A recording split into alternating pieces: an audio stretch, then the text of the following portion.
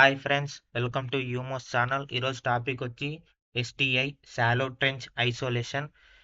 ఇప్పుడు మనం ఈ ఎస్టీఐని ఎందుకు యూజ్ చేస్తాం అంటే ల్యాచ్అప్ని ప్రివెంట్ చేయడానికి, మళ్ళీ సబ్స్ట్రేట్ నాయిస్ని ప్రివెంట్ చేయడానికి, మళ్ళీ ఇంకోటి లీకేజ్ కరెంట్ని యూజ్ చేయడానికి, ప్రివెంట్ చేయడానికి ఈ ఎస్టీఐని మనం యూజ్ చేస్తాం. ఈ ఎస్టీఐ అనేది వాటిని ప్రివెంట్ చేస్తుంది. ఇట్లా ఓ బ్యారియర్ మాదిరి ఉన్ని వాటిని ప్రివెంట్ చేస్తుంది. ఇప్పుడు ఈ ఎస్టీఐ ప్రాసెస్ ఎలా చేస్తారంటే, ఇది ఎస్టీఐ అనేది ఫ్యాబ్రికేషన్లో ఒక పార్ట్. ఈ బ్లూ లేయర్ వచ్చి ఫోటో రెసిస్ట్, ఇది వచ్చి ఈ లేయర్ వచ్చి సిలికాన్ నైట్రైడ్, ఈ లేయర్ వచ్చి SiO2 సిలికాన్ డయాక్సైడ్. ఫస్ట్ మనం మాస్కింగ్ ప్రాసెస్ ద్వారా ఈ లేయర్ని ఎచ్ చేస్తాం. ఫస్ట్ మాస్కింగ్ చేసిన తర్వాత మళ్ళీ డ్రై ఎచ్ చేస్తాం. డ్రై ఎచ్ చేసిన తర్వాత ఫోటో రెసిస్ట్ని రిమూవ్ చేస్తాం. ఫోటో రెసిస్ట్ లేయర్ని రిమూవ్ చేసిన తర్వాత ఆక్సైడ్ని ఇక్కడ ఫామ్ చేస్తాం. ఆక్సైడ్ని ఫామ్ చేసిన తర్వాత CVD chemical vapour deposition process ద్వారా మనం ఈ ట్రెంచ్ ఫిల్ చేస్తాం, గ్రోత్ చేస్తాం. ఈ ట్రెంచ్లో మనం సిలికాన్ డయాక్సైడ్ని CVD process chemical vapour deposition process ద్వారా ఈ SiO2ని మనం గ్రోత్ చేస్తాం.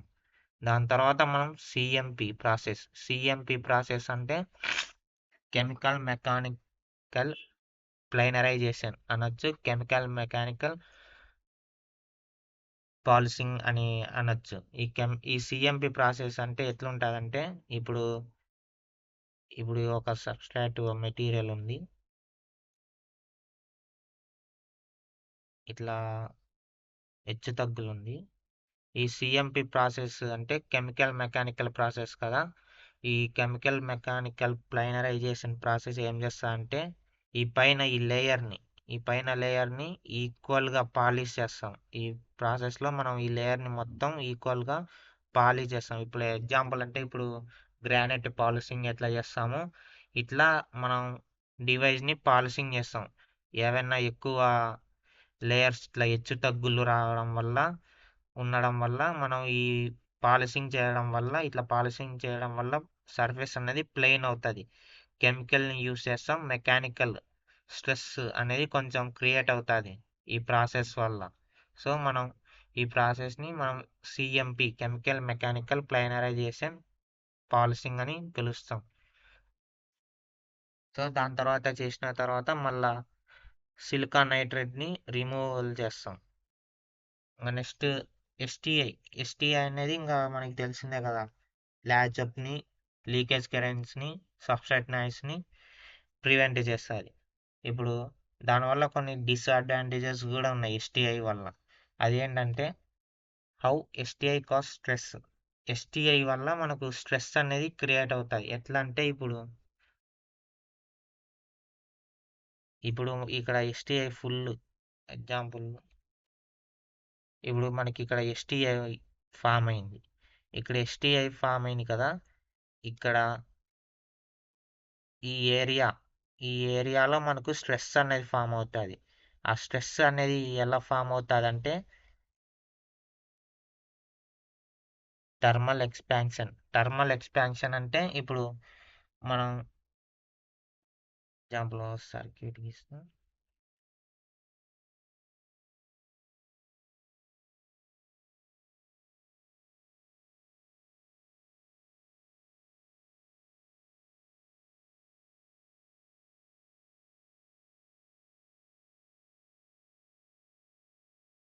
ఇది వచ్చి సోర్స్, ఇది వచ్చి డ్రైన్, ఇది వచ్చి STI shallow trench isolation. So మనకి ఇక్కడ ఎస్టీఐ ఉంది. మనం ఎస్టీఐ ఫామ్ చేసినప్పుడు ఇది టర్మల్ ఎక్స్పాన్షన్. ఈ టర్మల్ ఎక్స్పాన్షన్ ఎట్లా జరుగుతా అంటే, మనం ఇప్పుడు ఈ ఎస్టీఐ ఇది ఉంది కదా. ఈ ఎస్టీఐ అయిన తర్వాత మనం అనలింగ్ అనే ప్రాసెస్ని చేస్తాం. ఈ అనలింగ్ ప్రాసెస్ మనం 800°C నుంచి 1000°Cలో చేస్తాం. ఈ అనలింగ్ ప్రాసెస్ ఏంటంటే, ఇప్పుడు ఇది కదా సిలికాన్ డయాక్సైడ్. దీంట్లో ఉన్న క్రిస్టల్ స్ట్రక్చర్ అనేది నీట్గా ఫామ్లో రావడానికి ఈ అనలింగ్ ప్రాసెస్ని యూజ్ చేస్తాం. ఈ అనలింగ్ ప్రాసెస్ యూజ్ చేయడం వల్ల మనకు ఈ ఆక్సైడ్ ఎస్టీఐ అనేది కొంచెం ఎక్స్పాండ్ అవుతుంది. ఈ అనలింగ్ ప్రాసెస్ వల్ల హీ- ఎక్కువ హీట్లో చేస్తాం కదా, హై థర్మల్ ఎక్కువ చేయడం వల్ల అనలింగ్ అనేది ఇది హై హీట్లో చేస్తాం. అందుకే మనం థర్మల్ ఎక్స్పాన్షన్ అంటాం. అనలింగ్ అనేది ఎక్కువ హీట్లో చేయడం వల్ల 800 డిగ్రీ సెల్సియస్ నుంచి 1000 డిగ్రీ సెల్సియస్ నుంచి ఎక్కువ అంత హీట్లో చేయడం వల్ల ఇది ఆక్సైడ్ అనేది ఎక్స్పాండ్ అవుతుంది కొంచెం. ఇట్లా ఎక్స్పాండ్ అయినప్పుడు సో ఈ ఎస్టీఐ అనేది ఎక్స్పాండ్ అవుతాయి. ఎక్స్పాండ్ అయినప్పుడు ఇక్కడ స్ట్రెస్ అనేది క్రియేట్ అవుతుంది. సో ఇక్కడ ఈ ఎడ్జెస్ అనే చోట స్ట్రెస్ అనేది క్రియేట్ అవుతాయి. సో మనం థర్మల్ ఎక్స్పెన్షన్ వల్ల సో ఈ ప్రాసెస్ వల్ల కూడా మనకు స్ట్రెస్ క్రియేట్ అవుతుంది. మళ్ళీ volume expand during oxide growth. మనం ఆక్సైడ్ ఇప్పుడు ఇక్కడ ఆక్సైడ్ అనేది గ్రోత్ చేస్తున్నాం. ఈ ఆక్సైడ్ గ్రోత్ చేసినప్పుడు మనకు ఆక్సైడ్ అనేది ఎక్స్పాండ్ అవుతుంది. ఆక్సైడ్ అనేది గ్రోత్ అవుతుంది కదా. ఇప్పుడు ఇది ఇది ట్రెంచ్ అనుకున్నాం. ఇక్కడ ఆక్సైడ్ అంతా ఫిల్ చేస్తున్నాం, గ్రోత్ చేస్తున్నాం. ఈ గ్రోత్ చేసినప్పుడు ఈ ఇలా గ్రోత్ చేసినప్పుడు ఇక్కడ అనేది స్ట్రెస్ అనేది క్రియేట్ అవుతుంది. ఈ స్ట్రెస్ అనేది ఏం చేస్తుందంటే ఇట్లా మూవ్ అవుతూ ఉంటుంది, పుష్ చేస్తూ ఉంటుంది. ఇట్లా ఈ సైడ్కి పుష్ చేస్తూ ఉంటుంది స్ట్రెస్. సో ఆ స్ట్రెస్ వల్ల మనకు థ్రెషోల్డ్ వోల్టేజ్ అనేది చేంజ్ అవుతూ ఉంటుంది. ఇంకోటి స్ట్రెస్ అనేది ఎలా వస్తుంది అంటే బై సిఎంపి ప్రాసెస్ చెప్పినాం కదా. సిఎంపి ప్రాసెస్ అంటే కెమికల్ మెకానికల్ ప్లైనరైజేషన్ లేకుంటే పాలిసింగ్ అనొచ్చు. మనం ఎప్పుడైతే ఈ సబ్స్ట్రాట్ డివైస్ పైన మనం సిఎంపి ప్రాసెస్ చేస్తామో ఈ సిఎంపి ప్రాసెస్ అనేది కొంచెం మెకానికల్ ప్రెజర్తో ఉంటుంది. మెకానికల్ ప్రెజర్ అనేది అప్లై అవుతుంది దీని మీద. సో ఇక్కడ ఈ ఎస్టిఐ ఈ ఎస్టిఐ మీద ఈ ఎస్టిఐ మీద మనకు మెకానికల్ ప్రెజర్ అనేది యాడ్ అవుతుంది.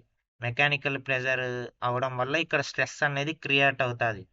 సో ఈ పాలసింగ్ ప్రాసెస్ వల్ల మనకు స్ట్రెస్ అనేది కూడా క్రియేట్ అవుతుంది. నెక్స్ట్ ఏమవుతుంది, ఈ స్ట్రెస్ క్రియేట్ అయినాక ఏమవుతుంది అంటే what happens to MOSFET due to stress. ఈ స్ట్రెస్ వల్ల మాస్ఫెట్కి ఏమవుతాయంటే థ్రెషోల్డ్ వోల్టేజ్ అనేది చేంజ్ అవుతాయి. థ్రెషోల్డ్ వోల్టేజ్ అనేది ఎక్కువ ఇంక్రీజ్ అయినా అవ్వచ్చు, డిక్రీజ్ అయినా అవ్వచ్చు ఈ థ్రెషోల్డ్ వోల్టేజ్ వల్ల. మొబైలిటీ క్యారియర్ చేంజెస్ అంటే ఇప్పుడు ఎలక్ట్రాన్ ఉంది, మళ్ళా మనకు హోల్స్ ఉన్నాయి. ఆ హోల్స్ యొక్క క్యారియర్ అనేది మనకు ఇంక్రీజ్ అవ్వడం డిక్రీజ్ అవ్వడం జరుగుతుంది. మళ్ళా మిస్ మ్యాచ్ డివైజెస్ మధ్యలో మనకు మిస్ మ్యాచెస్ అనేది క్రియేట్ అవుతుంది. సో మనకు స్ట్రెస్ ఎస్టిఐ మనం ఎప్పుడైతే షాలో ట్రెంచ్ ఐసోలేషన్ చేస్తామో అప్పుడు దానివల్ల కూడా మనకు డిస్అడ్వాంటేజెస్ ఉంటాయి. దానివల్ల స్ట్రెస్ క్రియేట్ అవుతాయి. స్ట్రెస్ వల్ల థ్రెషోల్డ్ వోల్టేజ్ అనేది చేంజ్ అవుతుంది. ఇప్పుడు థ్రెషోల్డ్ వోల్టేజ్ ఎలా చేంజ్ అవుతుంది, ఎలా ఫామ్ అవుతాయి, డివైజెస్ అనేది ఎలా మిస్ మ్యాచ్ అవుతాయంటే ఇప్పుడు ఎగ్జాంపుల్ వచ్చి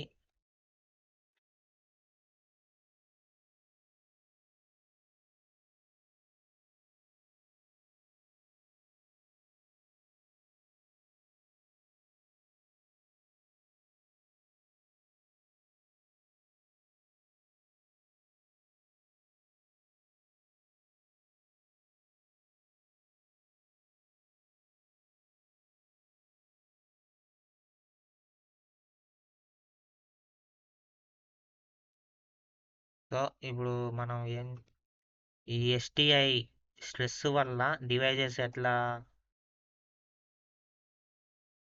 ఎఫెక్ట్ అవుతాయంటే ఇది ఎస్టిఐ స్ట్రెంచ్ ఇది అనేది సోర్స్ డ్రైన్. సో ఇది డ్రైన్. ఇక్కడ ఎస్టిఐ స్ట్రెస్ అనేది ఫామ్ అవుతుంది. మెకానికల్ ఇప్పుడు సిఎంపి ప్రాసెస్ వల్ల అయినా కానీ మళ్ళా ఆ, కొన్ని ప్రాసెస్ వల్ల మనకు స్ట్రెస్ అనేది క్రియేట్ అవుతుంది కదా. ఆ స్ట్రెస్ క్రియేట్ అవ్వడం వల్ల ఇక్కడ ఇక్కడ ఉండే స్ట్రెస్ ఏమవుతుంది అంటే, స్ట్రెస్ అంటే పుష్ చేస్తూ ఉంటుంది కదా. ఇక్కడ లాటిస్ ఇక్కడ ఇది ఇక్కడ ఉండే ఈ ఏరియాలో ఈ సిలికాన్ అనే దాంట్లో క్రిస్టల్ స్ట్రక్చర్ అనేది పుష్ అవుతూ ఉంటుంది ఈ స్ట్రెస్ వల్ల. ఈ స్ట్రెస్ వల్ల ఇక్కడ ఉండేది ఈ మెటీరియల్ అనేది పుష్ అవుతూ ఉంటుంది. ఆ స్ట్రెస్ వల్ల ఇక్కడ ఎనర్జీ బ్యాండ్, ఈ మెటీరియల్ యొక్క ఎనర్జీ బ్యాండ్ అనేది చేంజ్ అవుతుంది. ఆ ఎనర్జీ బ్యాండ్ చేంజ్ అవడం వల్ల మనకు థ్రెషోల్డ్ వోల్టేజ్ అనేది చేంజ్ అవుతుంది. సో ఇక్కడ ఉండే డివైస్కి ఎఫెక్ట్ అవుతుంది ఆ థ్రెషోల్డ్ వోల్టేజ్. ఈ స్ట్రెస్ వల్ల ఇక్కడ ఉండే material energy band crystal structure change అవుతుంది, ఎనర్జీ బ్యాండ్ అనేది ఎఫెక్ట్ అవుతుంది. దానివల్ల మనకు థ్రెషోల్డ్ వోల్టేజ్ ఎఫెక్ట్ అవుతాయి. సో మనకు ఏం చేయాలంటే ఈ ఈ ఎస్టిఐ అనేది మనకు డిస్టెన్స్ అనేది ఎక్కువ ఉండాలి. ఈ డివైజ్ ఈ డివైజ్కి ఇప్పుడు సోర్స్ డ్రైన్ ఉంది కదా, ఈ సోర్స్కి మనకు ఈ ఎస్టిఐ అనేది కొంచెం డిస్టెన్స్లో ఉండాలి.